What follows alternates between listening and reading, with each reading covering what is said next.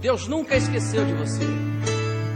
Pode o mundo inteiro não acreditar, mas Deus acredita na tua vida, no teu sonho.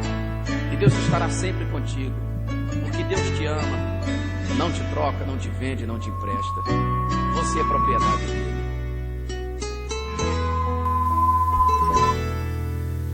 Deus tem guardado você com muito carinho e pronto está toda hora pra te defender. Tem sido fiel companheiro com você no caminho, e em sua palma da mão ele leva você. Se as lágrimas molham seu rosto, saiba que o Espírito Santo veio enviado por ele pra te consolar. Com muita sabedoria enxuga seu pranto e te mostra mais uma vez como sabe te amar. E quem ele ama jamais é esquecido, está protegido pelas suas mãos. E nesta vida é abençoado, e na outra vida tem a salvação. Por amar você, ele manda um anjo forte pra te defender, faz brotar água da rocha pra você beber. É assim, esse Deus não deixa desamparado quem é servo seu. Por amar você, ele multiplica azeite para sol e lua. Se preciso for no mar, ele abre uma rua. Por amor, ele faz de você hoje um grande vencedor.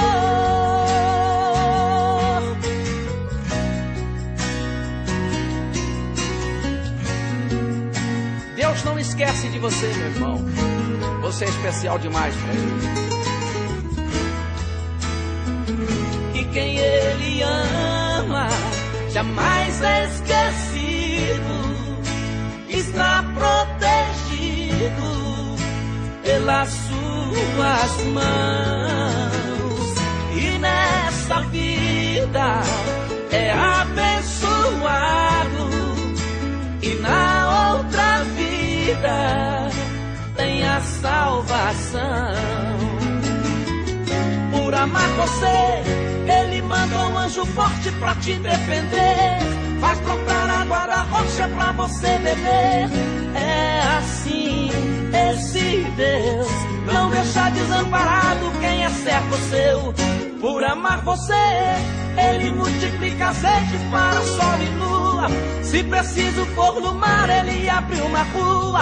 Por amor,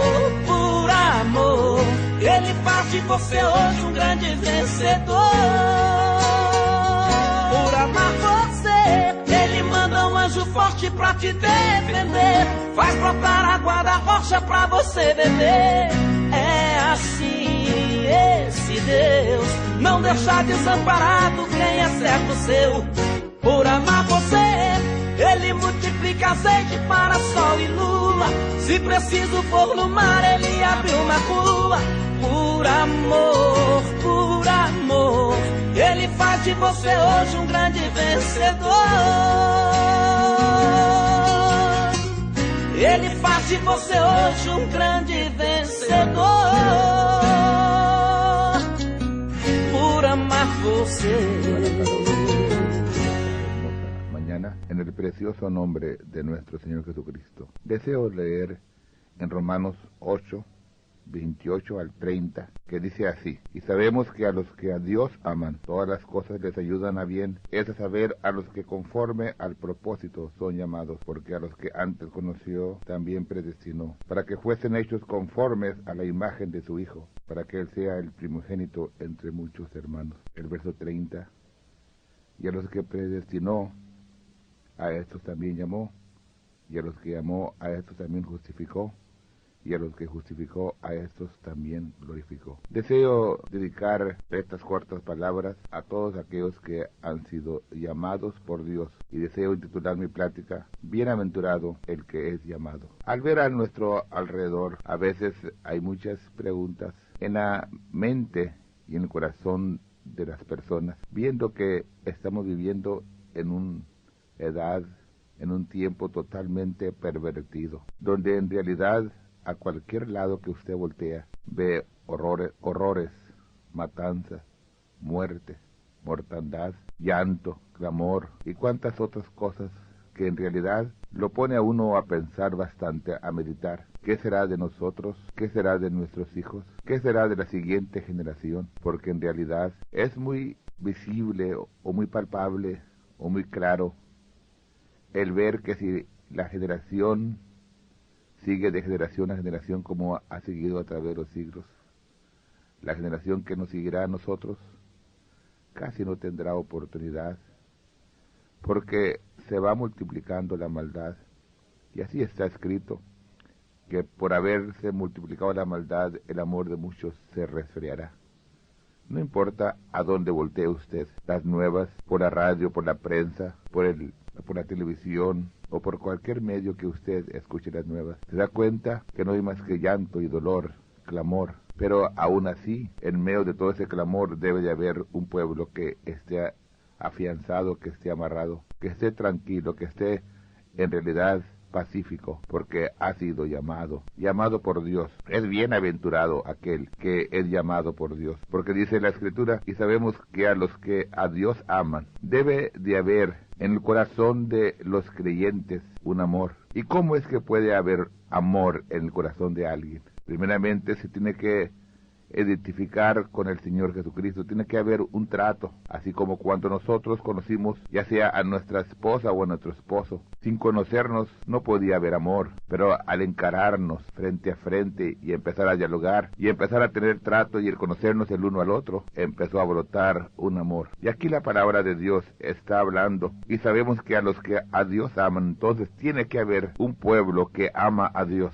La única manera que yo pude amar a Dios es cuando llegué al reconocimiento que aún antes de que yo lo amase a Él me amó a mí. Dios amó a la humanidad de tal manera que envió a su Hijo unigénito para aquel que cree en el Hijo tenga vida. Y cuando uno comprende esto, no puede menos más que rendirse a ese amor, a ese Dios todopoderoso que bajó a la tierra como hombre para poder pagar el precio del rescate. De manera que aquellos, usted y yo, que amamos a Dios, todas las cosas les ayudan a bien, es a saber, a los que conforme al propósito son llamados. No importa qué suceda. A veces hay problemas en el hogar, a veces el padre, a veces la madre, en realidad ven la cosa muy difícil. Porque hoy en día, nuestros hijos, los hijos de ustedes, no importa quién sea usted, al enviarlos ustedes a la escuela, por ejemplo, o al trabajo, o a cualquier lugar que usted los envíe, ellos van a tener que encontrarse con una generación moderna que realmente está totalmente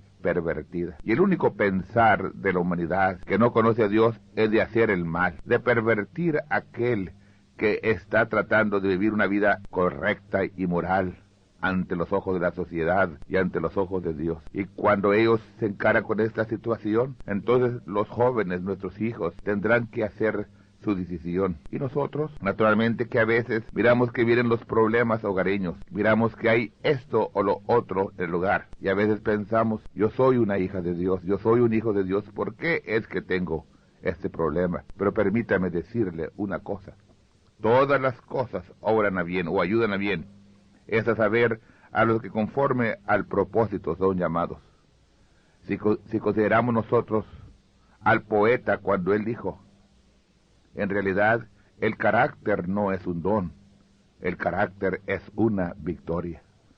Porque para que usted pueda formar carácter, tiene que haber una batalla y tiene que haber una lucha. Y esto es lo que forma carácter en el corazón de aquellos que han abrazado el Evangelio. Cuando vienen dificultades, cuando vienen tentaciones, cuando vienen pruebas, ya sea al tener que guiar a nuestros hijos.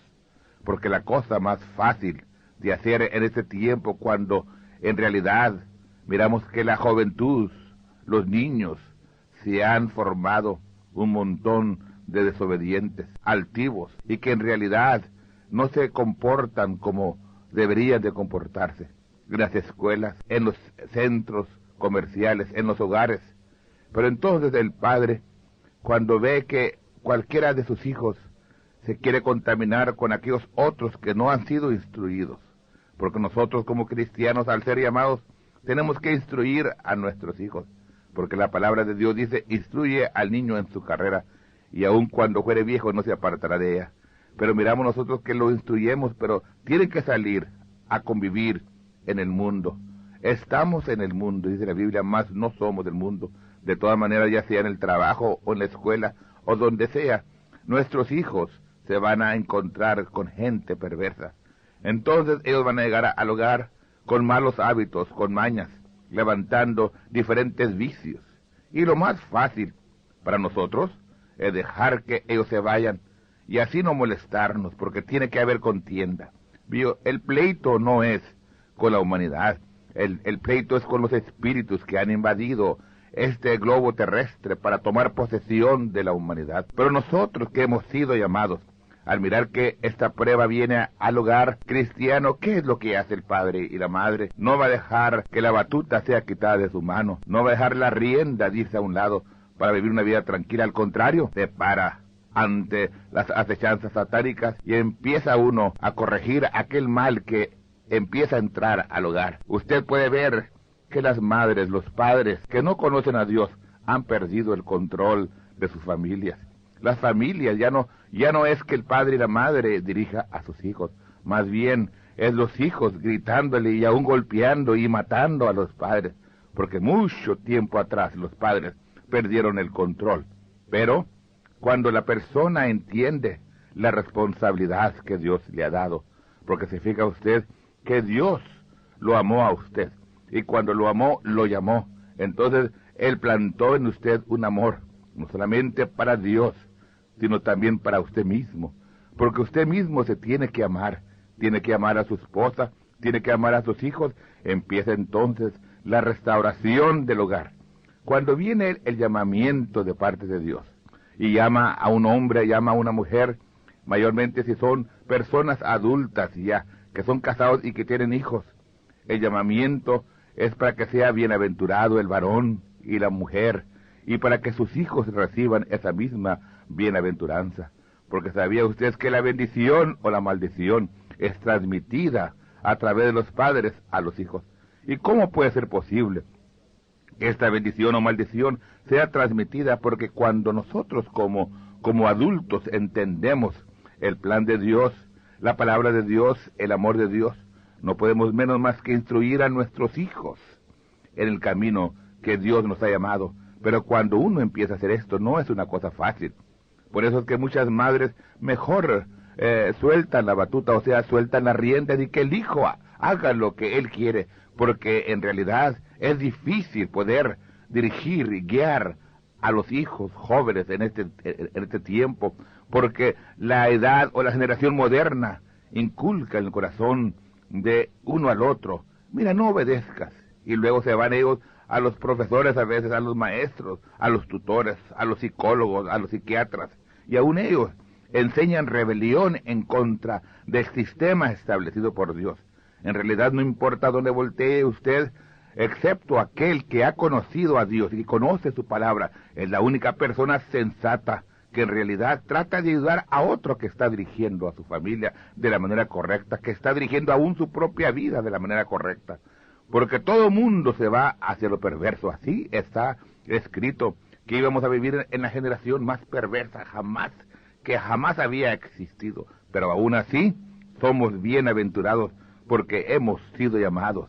Si acaso es que Él nos llamó, es porque dice el verso 29, porque a los que antes conoció, también predestinó, para que fuesen hechos conforme a la imagen de su Hijo, para que Él sea el primogénito entre muchos hermanos. Y a los que predestinó, a estos también llamó.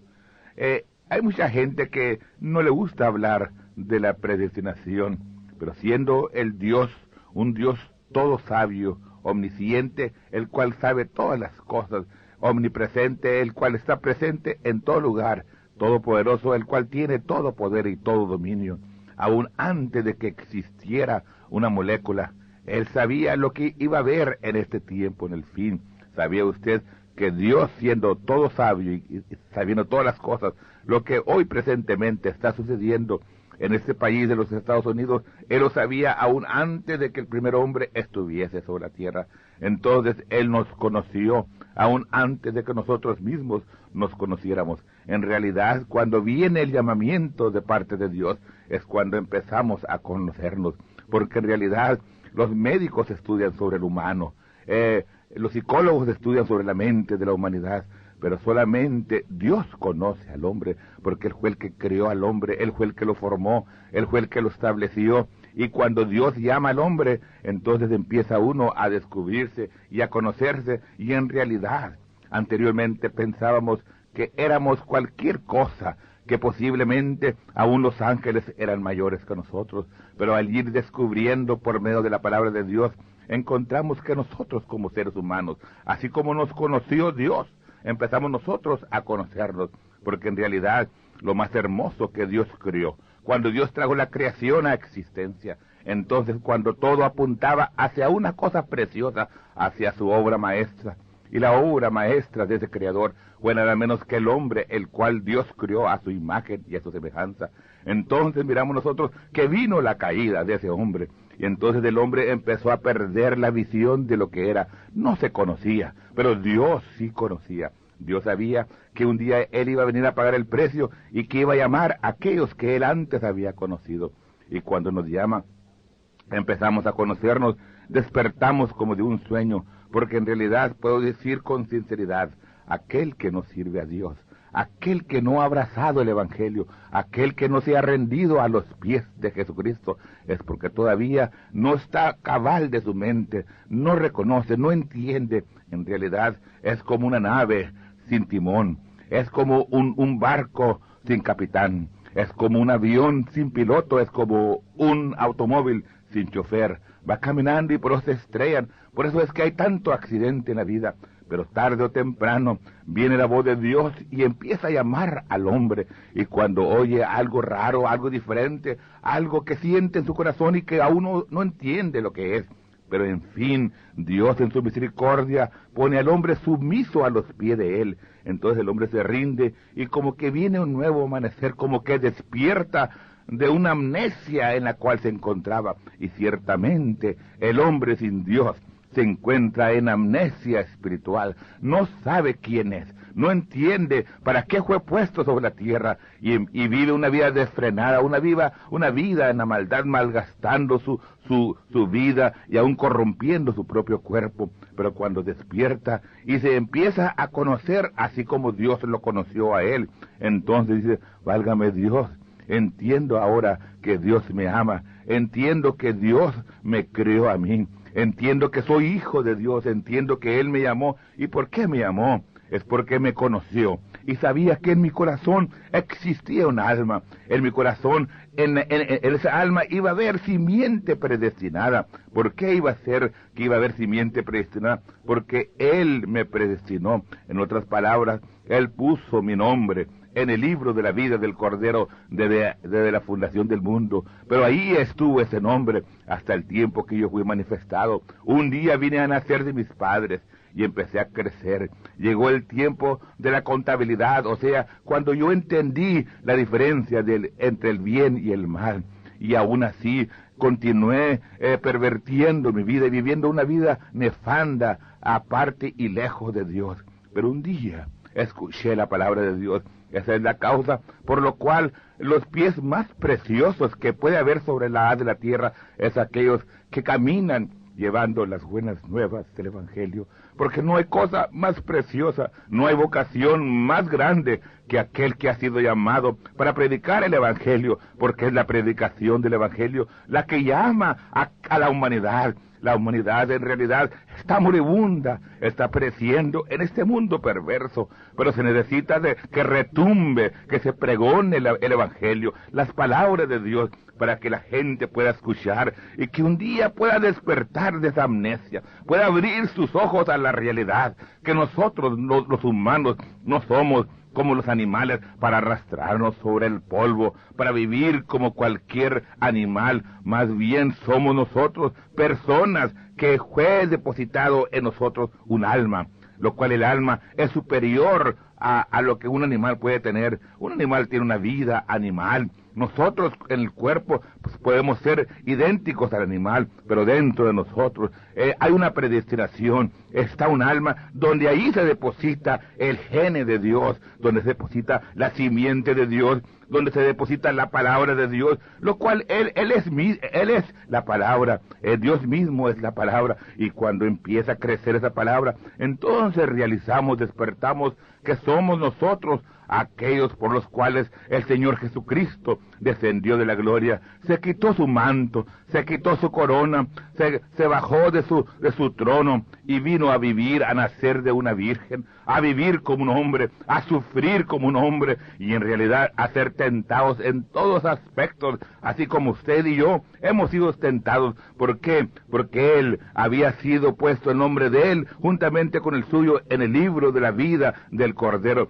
Su nombre de Él había sido puesto para hacer el sacrificio, para hacer el Cordero inmolado que tendría que venir a la tierra a morir. Y ahí, al lado de ese nombre del Cordero Jesucristo, el Cordero de Dios, fue puesto el nombre suyo y el mío. Entonces, Él tenía que pagar el precio y estuvo dispuesto de ir a la cruz y ahí morir. Y cuando murió, cuando dijo consumado es, ¿qué quiso decir? Que en realidad ya había pagado el precio, el sumo sacrificio, el cual iba a ser suficiente para que nos llamase la palabra de Dios, para que fuera verídica, porque esta palabra que está escrita no es solamente una letra, pero más tiene una vida. Cuando esa palabra es revelada al corazón del humano, cuando es revelada a aquel que lleva el Evangelio, no predica a un Dios histórico, porque Jesucristo no es un Dios histórico, Jesucristo es un Dios que vive. ¿Y dónde vive? Vive en el corazón de aquellos que han sido llamados porque Dios nos conoció y nos predestinó.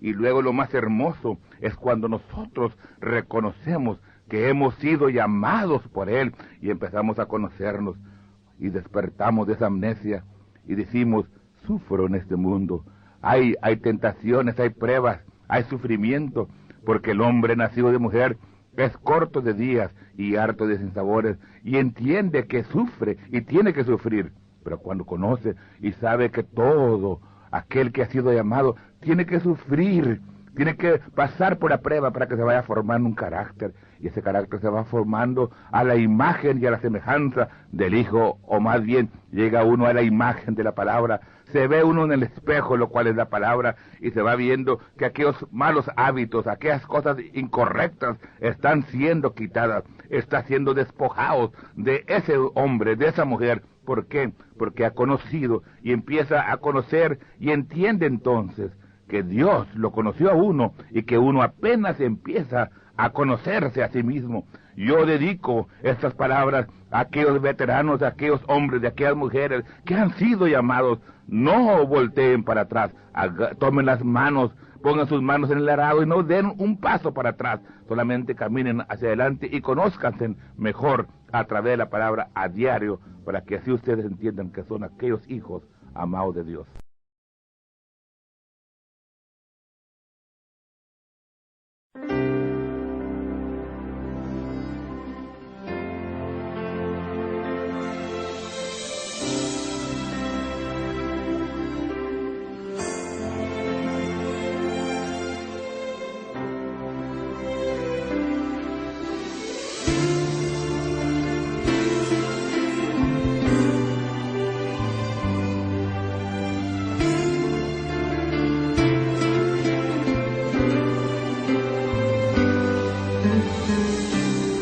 O que se perde pelo ar é folha e pó, o que não serve pra usar vagueia só, e você não vive só. Você é vaso de valor.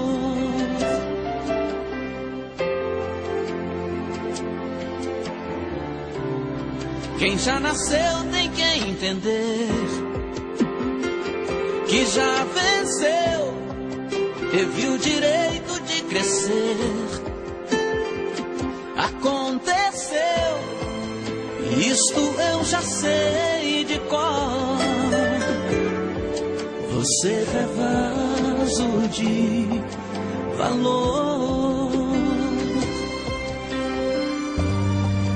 Você precisa acreditar que quem é filho é herdeiro, e quem nasceu pra governar, Deus usa até no cativeiro.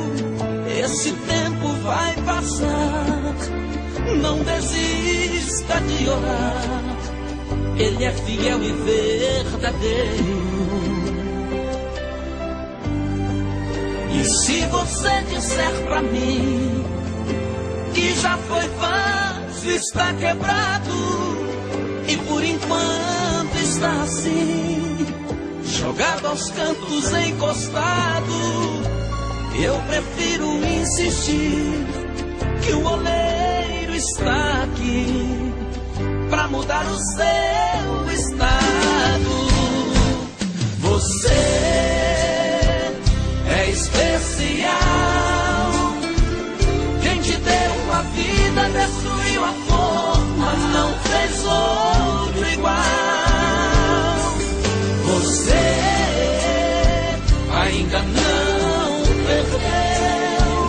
Você não é folha, você é alguém no coração de Deus.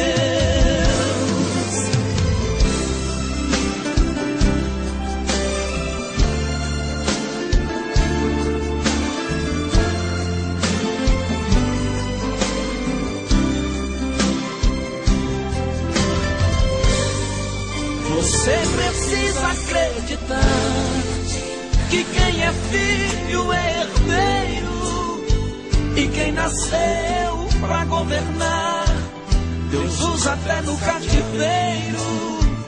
E esse tempo vai passar, não desista de orar.